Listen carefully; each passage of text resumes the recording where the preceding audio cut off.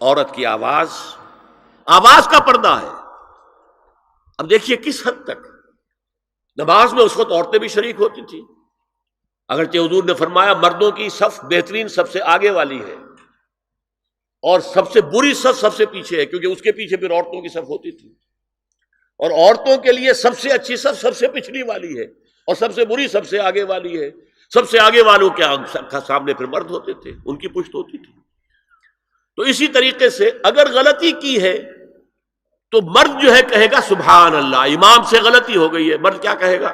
سبحان اللہ۔ عورت کیا کرے گی؟ اپنے ایک ہاتھ کے پشت پر اپنا ہاتھ مارے گی، اپنی آواز نہیں نکالنی، آواز کا پردہ۔ چھونے کا پردہ یہاں تک ہے کہ حضور نے کبھی کسی عورت سے ہاتھ نہیں ملایا، اور آپ جب بیعت بھی لیتے تھے تو بس زبانی الفاظ کہلوائے اور کہا ٹھیک ہے بیعت ہو گئی، یا ایک کپڑا پکڑا، اس کا ایک سرا اپنے ہاتھ میں دوسرا سرا اس خاتون کے ہاتھ میں، یا ایک تشت کے اندر پانی بھرا، اس میں ایک طرف اس نے انگلیاں ڈال لی اور ایک طرف حضور کی انگلیاں، لیکن مسافر لا اسافر النساء۔ ایک دفعہ ہوا بھی کہ بعض خواتین نے جب بیعت کی ہے تو پھر انہوں نے ہاتھ آگے بڑھایا مسافر کے لیے، حضور نے فرمایا انی لا اسافر النساء، میں عورتوں سے مسافرہ نہیں کرتا۔ اسلام میں پردے کتنے ہوئے؟ پہلا پردہ 4 دیواری، گھروں میں رہو، یہ پہلا پردہ ہے۔ جیسے ڈیفنس لائنز ہوتی ہے نا فوج کی، یہ فرسٹ ڈیفنس لائن، سیکنڈ ہے، تھرڈ ہے، پہلی کو عبور کر کے کوئی آ جائے تو سیکنڈ ہے، سیکنڈ سے گزرے تو پہلا پردہ 4 دیواری، اس میں محرم آئے گا۔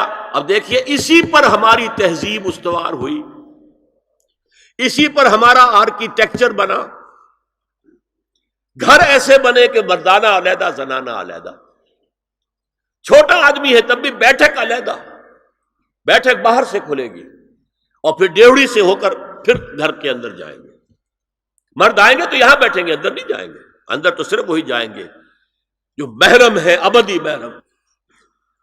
دوسرا پردہ ستر، گھر کے اندر جو محرم آ گئے ہیں ان کے سامنے چہرہ تو کھلے گا، باقی جسم کا کوئی حصہ بھائی بہن کا نہیں دیکھ سکتا، اور باپ بیٹی کا نہیں دیکھ سکتا، بیٹا ماں کا نہیں دیکھ سکتا۔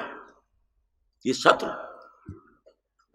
عورت پوری کی پوری عورت ہے۔ عورت کہتی ہیں چھپانے کی چیز کو، عورات النساء، عورتوں کی چھپی ہوئی چیزیں جن پر ظاہر نہیں ہوئی، لم یظہروا علی عورات النساء، ابھی تک ہم نے لفظ پڑھایا بھی۔ تیسرا پردہ ہے چہرے کا پردہ، یہ ہے غیر محرموں سے، اور جب کہ گھر سے باہر نکلنا ہو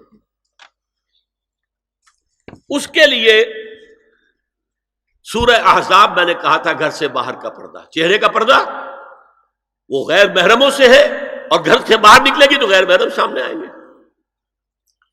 یا ایھا النبی قل لازواجک وبناتک ونساء المؤمنین یدنین علیہن من جلابیبہن ذالک ادنی ان یعرفن فلا یؤذین وکان اللہ غفورا رحیما۔ اے نبی صلی اللہ علیہ وسلم کہہ دیجئے اپنی بیٹیوں سے اور اپنی بیویوں سے اور مسلمانوں کی خواتین سے۔ اب دیکھیے یہ سورہ احزاب ہی میں ہو رہا ہے، شروع میں یا نساء نبی سے بات چلی، استیزان بھی صرف نبی کے گھر میں داخل نہ ہو اذن کے بغیر، آگے چل کر سورہ احزاب ہی میں عام بھی کر دیا، قل لازواجک وبناتک ونساء المؤمنین، کہہ دیجئے اپنی بیویوں سے، اپنی بیٹیوں سے اور اہل ایمان کی خواتین سے، یدنین علیہن من جلابیبہن، کہ وہ اپنے چہروں کے اوپر اپنی جلباب کو لٹکا لیا کریں،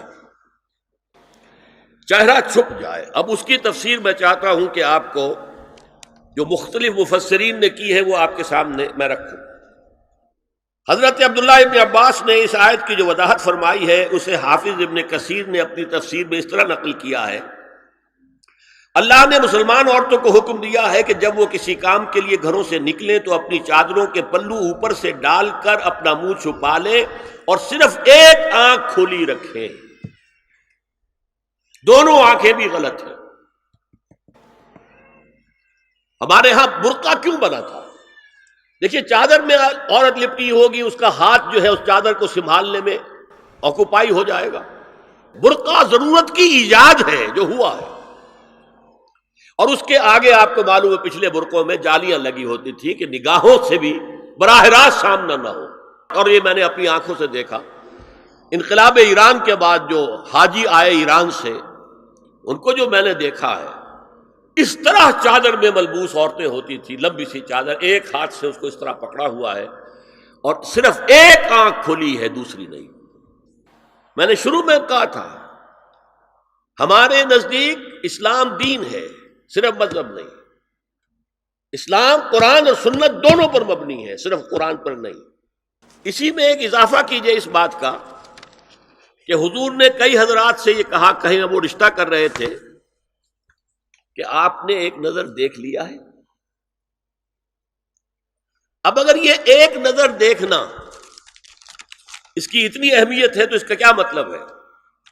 اگر تو صورتحال یہ ہوتی کہ ہر وقت چہرہ کھلا ہے، آ رہے جا رہے، تو ایک نظر دیکھنے کی کیا ضرورت ہے؟ وہ تو دیکھا دکھایا ہے۔ زمانہ آیا ہے بے حجابی کا، عام دیدار یار ہوگا۔ سکوت تھا پردہ دار جس کا، وہ راز اب آشکار ہوگا۔ تو ظاہر بات ہے وہاں پردہ ہو گیا تھا، تبھی تو تھا نا کہ ایک نظر دیکھ لو۔ آپ نے پوچھا ایک صحابی سے کہ رشتہ کہاں کیا؟ وہاں کیا ہے، تم نے ایک نظر دیکھ لیا ہے؟ اس خاندان کی آنکھوں میں کچھ نقص ہوتا ہے، دیکھ لو، بس ایک نظر دیکھنا ہے، اس کی اجازت۔ تو یہ اجازت ہونا اس کا خود ثبوت ہے کہ عام حالات میں عورت جو ہے وہ دکھائی نہیں دیتی تھی، بلکہ وہ پردے میں رہتی تھی۔ مسلمان جدید تعلیم یافتہ دانشوروں کی منافقت، وہ کہتے ہیں یہ پردہ وردہ سب مولویوں کی ایجاد ہے۔ کبھی کہہ دیتے ہیں یہ تو ہندوستان میں راجپوتوں کا پردہ ہوتا تھا تو مسلمانوں نے یہاں یہ پردہ ایجاد کر لیا۔ میں نے دیکھا ہے عرب کی بدو خواتین کو مکے سے مدینے جاتے ہوئے نظر آتی ہیں۔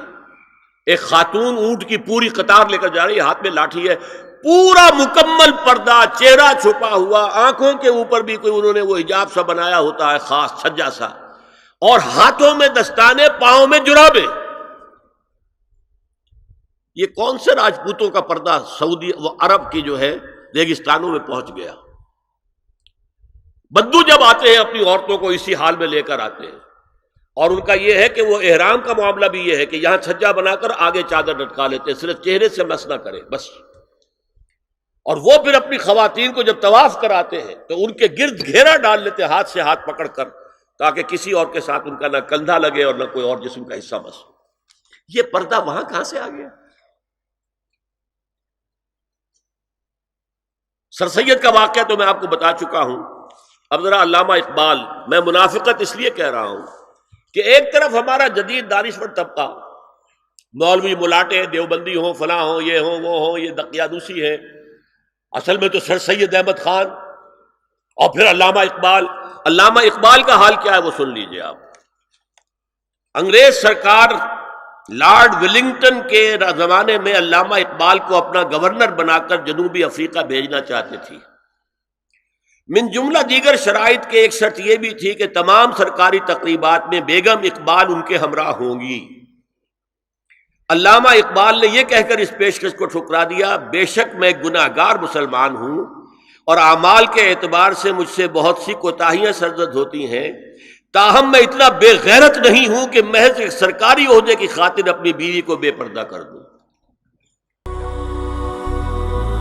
هي الحلقات تحفظني بآيات من القرآن، هي الحلقات تملأني بحب المصطفى العدنان، هي الحلقات تحفظني